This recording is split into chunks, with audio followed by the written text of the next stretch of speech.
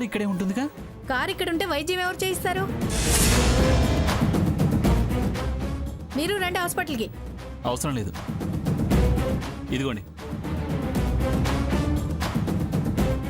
50,000 తీసుకెళ్ళి ముందు వైద్యం చేయించండి. ఖర్చు ఎంతైనా నేనే భరిస్తాను. నేను మీ ఏరియాలో ఉంటున్న సీత వాళ్ళ మరిదిని. నేను అక్కడికే వెళ్తున్నాను. మీకు ఏ అవసరమైనా అక్కడికి వచ్చి నన్ను అడగండి. డబ్బు నేను ఏర్పాటు చేస్తాను. ఈమె సీతమ్మ వాళ్ళ చెల్లి కదా? సీత వాళ్ళ మరిదంట. సరే మీరు వెళ్ళండి. పదండ్రా, నిన్ను హాస్పిటల్కి తీసుకెళ్దాం.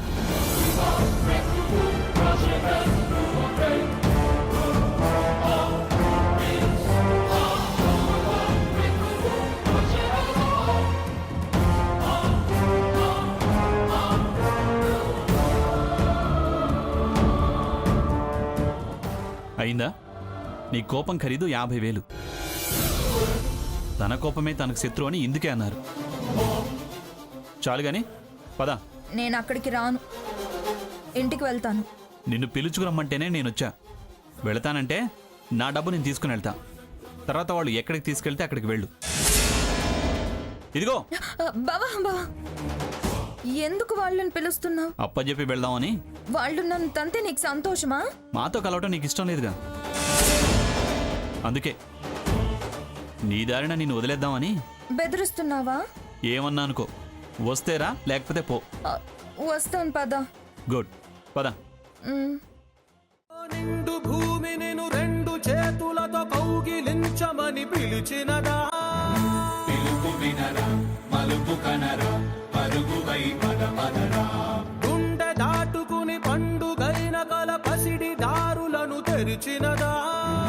రుణము తీర్చే తరుణమిదిరా, కిరణమై పద పదరా.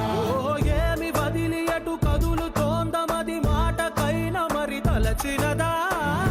మనిషితనమే నిజముతనమే పరులకై పద పదరా. మరలి మరల వెనుదిరుగనన్న చిరునవ్వె నీకు తొలి గెలుపు కదా. మనసు వెతికే మార్గమిదిరా, మంచికై పద పదరా. లోకం చీకట్లు చీల్చే ధ్యేయం నీ ఇంధనం, ప్రేమై వర్షించని నీ ప్రాణం. సాయం సమాజమే నీ గేయం నిరంతరం. ఓరే ప్రపంచ సౌఖ్యం నీకుగాక ఎవరికి సాధ్యం?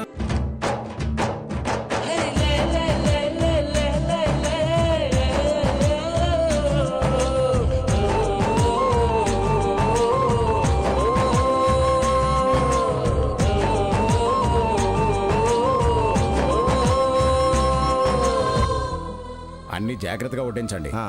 స్వర్ణ రా.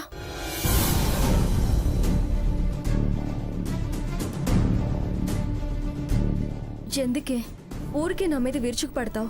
ఎందుకు చిరాకు పడతావు, కోపం తెచ్చుకుంటావు? నేనే నిన్ను అనలేదు కదా. చూడు, తిరిగొచ్చానని నువ్వే నీతి సూక్తులు హితోక్తులు చెప్పే ప్రయత్నం చేయకు. ఆయన పిలిచారని వచ్చాను. చూడు సీత, ఎవరి ముందో శంఖం ఊదే ప్రయత్నం చేయడం మన చెప్పుతో మనం కొట్టుకున్నట్టే అవుతుంది.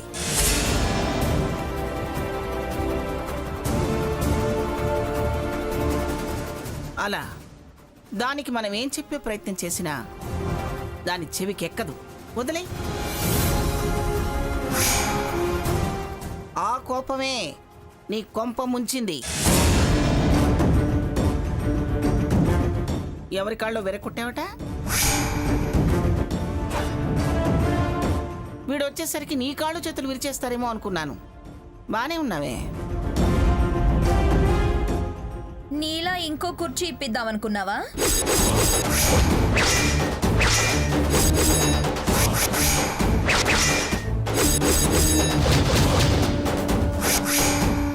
నీ అంత అదృష్టం అందరికీ పట్టదులే. నిజమేనే, బుర్ర తక్కువ దానివైనా విలువైన మాటే అన్నావు. నేను నడవలేకపోవచ్చు కానీ నలుగురిని నడిపించగలిగే అదృష్టాన్ని ఇచ్చాడు భగవంతుడు నాకు.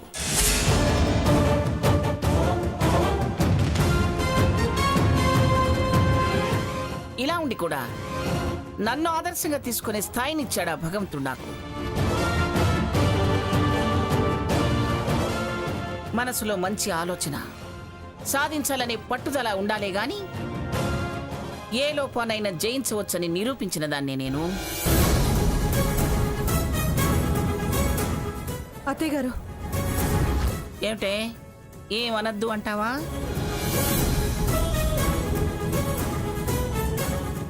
చూడు, చక్రాల కుర్చీలో కూర్చోవచ్చు కానీ చక్రం తిప్పే తెలివితేటలు ఇచ్చాడే దేవుడు నాకు.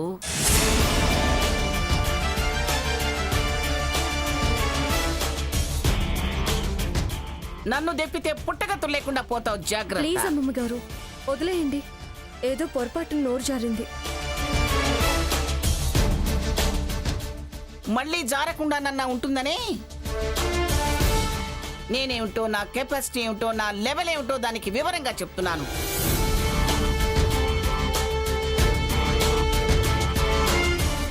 చెప్పని వదినా,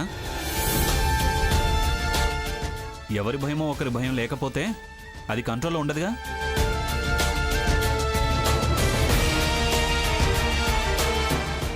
క్లియర్గా బుర్రకెక్కనివ్వు. నువ్వు ఊరుకో సాకేత్. స్వర్ణ, నువ్వు కూర్చో. కూర్చోమ్మా. రా స్వర్ణ.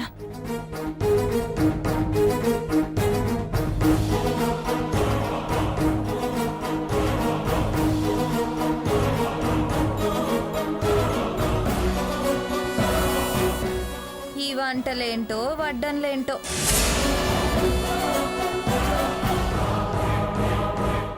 పైగా పిఠాపురం వారన్న బిల్డప్. వండి వడ్డించుటాలేనా వీళ్ళ గొప్పతనం? ఈ ఆడంగి పనులు పెద్ద గొప్ప అనుకుంటున్నారా?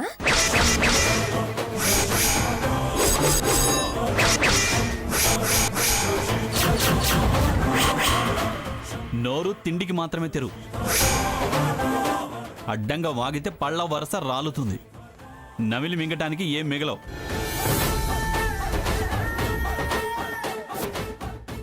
ఇదిగో సప్లయర్, ఇక్కడ వడ్డించు.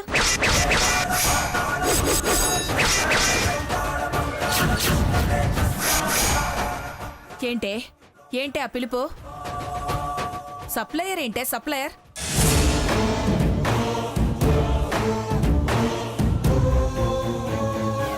అది ఏదో విధంగా పంచాయతీ పెట్టుకోవాలని చూస్తుంది. మీరెవరు దాంతో మాట్లాడకండి.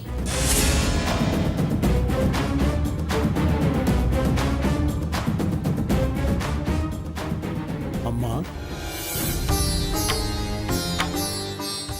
స్వామి రండి, స్వామి రండి, కూర్చోండి.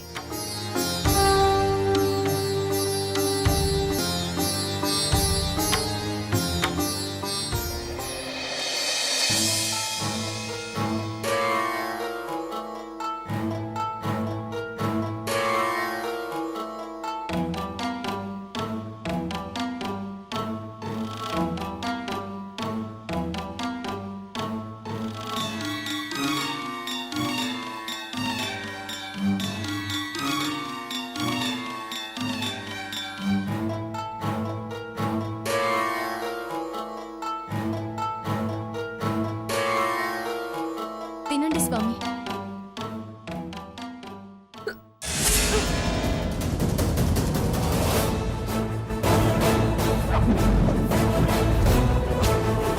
స్వర్ణ, ఏమైందమ్మా? బురద కంపు, స్లమ్ వాసన.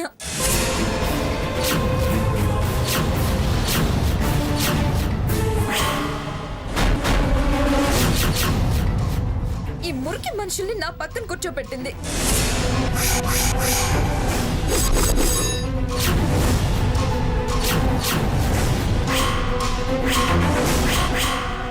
ఏంటి, నేను వీళ్లతో కలిసి భోజనం చేయలేను.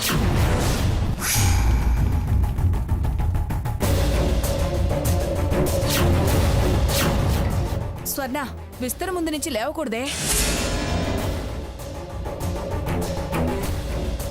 నేను ఈ సన్యాసులతో, బైరాగులతో, బురద మనుషులతో కలిసి భోజనం చేయలేను.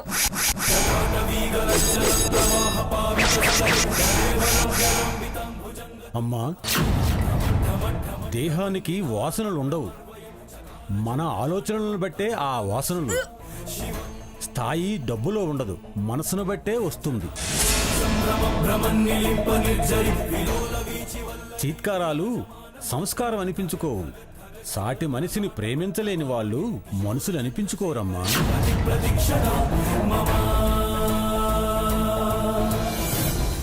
కాయం కట్టయినప్పుడు పిడికుడు బూడిదేనమ్మా.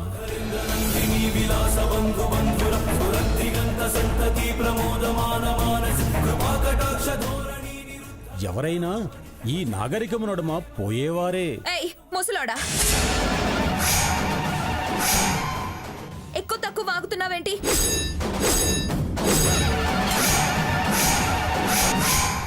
నేనెవరో తెలుసా? అహం అని తెలుస్తూనే ఉంది తల్లి. పిచ్చి పిచ్చిగా వాగితే పళ్ళు రాల్తాయి.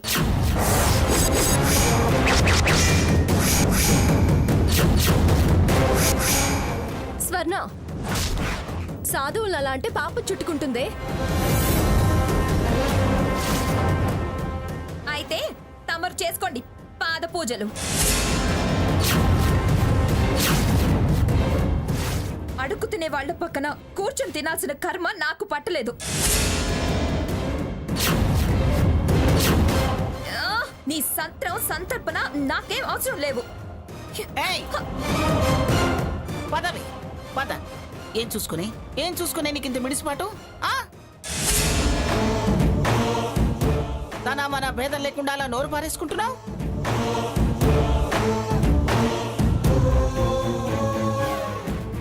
ఏమిటే ఏం చూసుకునే అంతంత మాటలు అంటున్నావు? తత్వాన్ని అర్థం చేసుకునే తెలివి ఎలాగూ లేదు. పాపం మాటలు మాట్లాడి పాపం మూట కట్టుకుంటావేమిటే? వచ్చి స్వామివారి పాదాలు తాకి క్షమాపణ చెప్పు. నా తల నరికినా సరే నిన్ను నమస్కారం కూడా చేయను. అలాంటిది పాదాలు తాకి క్షమాపణలు అడగాల?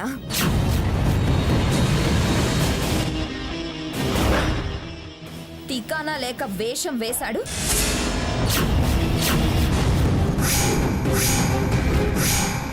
ఆయన స్వామీజీ, మీరు భక్తులు. బిచ్చగాళ్లకు సేవలు చేసి స్వాముల్ని చెయ్యకండి. హే, పిచ్చి పిచ్చిగా వాగావంటే పళ్ళు రాల్తాయి. నన్ను అవమానించాలనే కదా వాళ్ళ పక్కన కూర్చోపెట్టావు.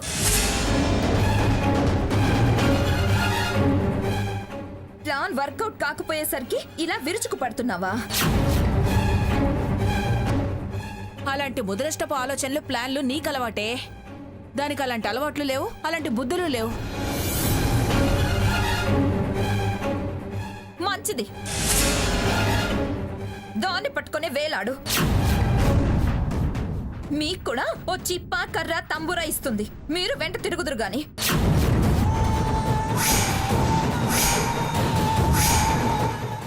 నిన్ను కని పాపం చేశాక అంత గొప్ప అదృష్టం మాకెక్కడ దక్కుతుంది?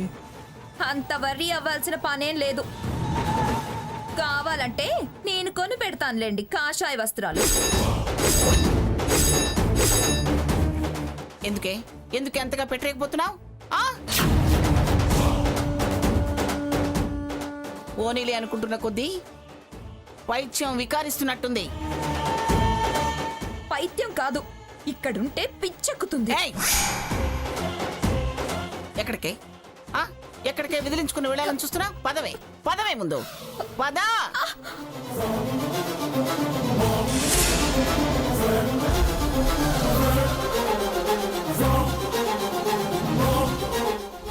రే, మీరెక్కడికి?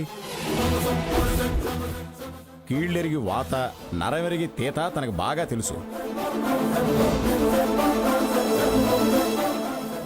ఎక్కడ పాశం పెట్టి ఎలా మెలితిప్పి తీసుకురావాలో తనకు బాగా తెలుసు.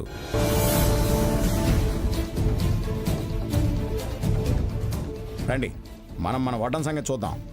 రండి.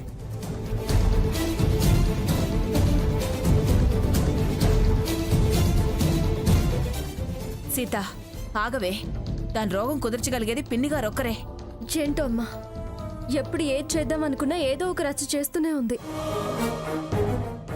వదిలేయమ్మా సీత. అన్నదాతవు, ఆందోళనగా ఉండొద్దు.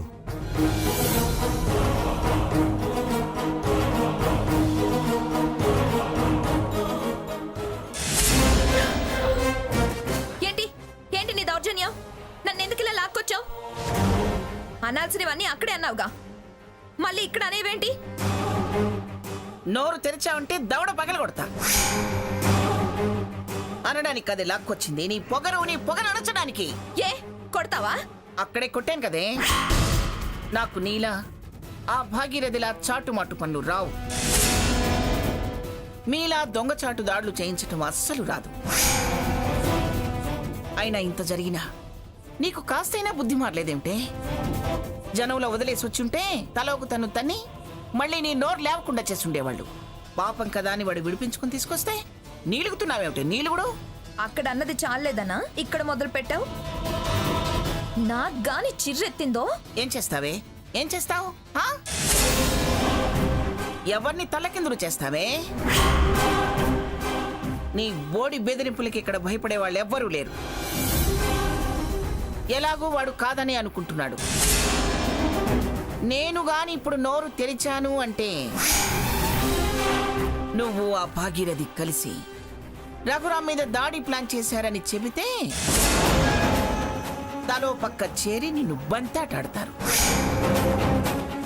మీ అమ్మ, మీ అక్క సీత వీళ్ళందరూ కలిసి నిన్ను చెతకబాదుతారు. సాకేత్ నిన్ను చీకొడతాడు. రఘురాం అడ్డుపడకపోతే ఆ భాగీరథిని నిన్ను జైల్లో పెట్టిస్తాడు. మేము చేరదీయం. రామచంద్రయ్య కూడా నిన్ను గుమ్మంలోకి రానివ్వడు. అప్పుడు నీ బతుకేమవుతుందో ఆలోచించుకో. అయినా ఈ విషయం నీకు ఇంతకు ముందే చెప్పాను. ఆ క్షణంలో నటించావు, మళ్ళీ ఎప్పటి ఆటే ఆడుతున్నావు. నేను ఇది విషయం అంటే చాలు నీ బతుకు ఇంతే సంగతులే.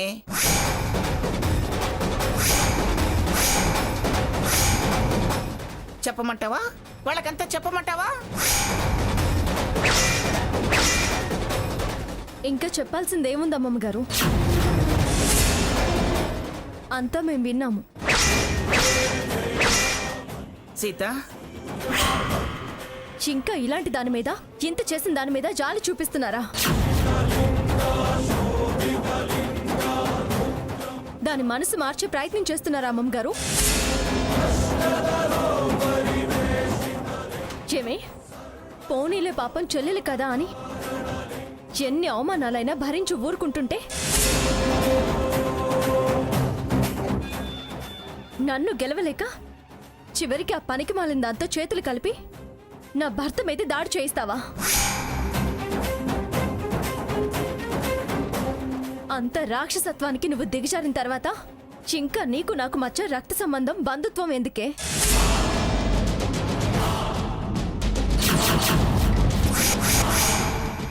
ఈ క్షణం నుంచి నీకు నాకు ఏ సంబంధం లేదు. నువ్వెవరో నేనెవరో.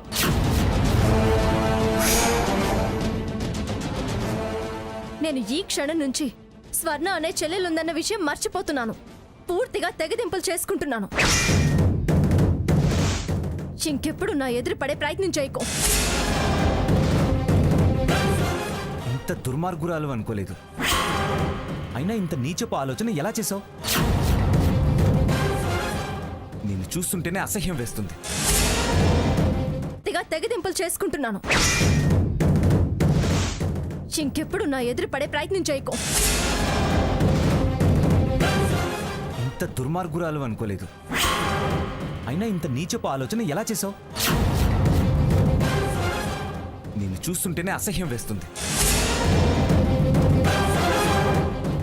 ఎవరు వద్దన్నా, ఎవరు అసహించుకున్నా తనేం పట్టించుకోదు. మా అన్నయ్య మీద దాడి చేయిస్తావా?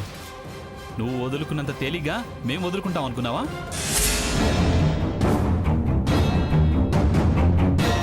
నువ్వు చేసిన దుర్మార్గానికి నీకు సరైన శిక్ష పడేలా చేస్తా.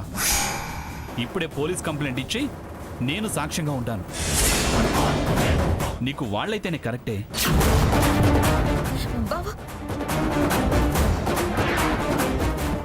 అదే అదే నువ్వంటే వాడుకున్న అభిప్రాయం.